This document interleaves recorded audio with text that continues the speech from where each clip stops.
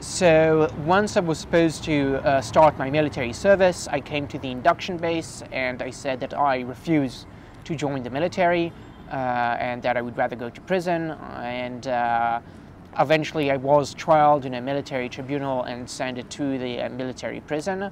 So all my time in prison I was kept in the solitary confinement wing, which obviously wasn't easy because they are quite difficult conditions to be in, but I was there by choice. So that gave me quite a lot of strength, and I knew that what I was doing, that the action that I was following was the right one. I remember when I was in middle school, and I came back from summer vacation, and it was during the second Intifada, and several of my classmates were telling these very racist jokes against Arabs, and everyone in class seemed to be okay with it.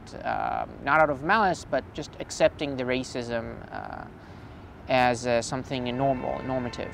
Once society accepts racism as something that's so normal, and militarism and violence and the ongoing war and the oppression of the Palestinian people, when it's become normal, I knew I had to do something radical against it, to protest.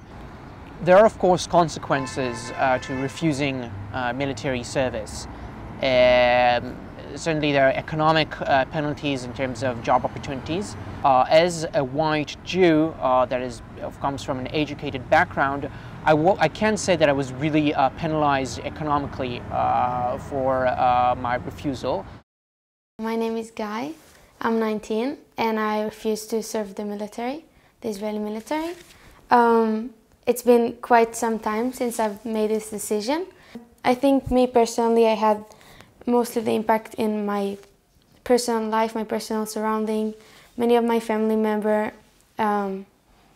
decided to not stay as close. I'm not as close to them anymore. With my parents, it's okay, but just recently it has been much harder at the beginning because people don't really understand the idea of not going to the military, not serving. Since the age of 0, I grew up in Savion, which is a town outside of Tel Aviv, and it's very Zionist. People there are educated since the age of 0 that when they're 18, they go to the military. And I was part of the system, and I thought like this as everyone else, as everyone around me. All my friends from the past, they're all in the military now. When I came back to Israel, I wanted to do a civil service, and I went to an interview in B'Tselem, which is an organization that film human rights violations in the West Bank. But I couldn't get the job because I didn't have the permission from the military to not go. People that refuse, many of them get the help from an organization called New Profile. And it's a feminist organization that was created to help people like me and like others in order to get out of the military. And in some ways it helps a lot because it helps you to do all the procedure of going out of the military.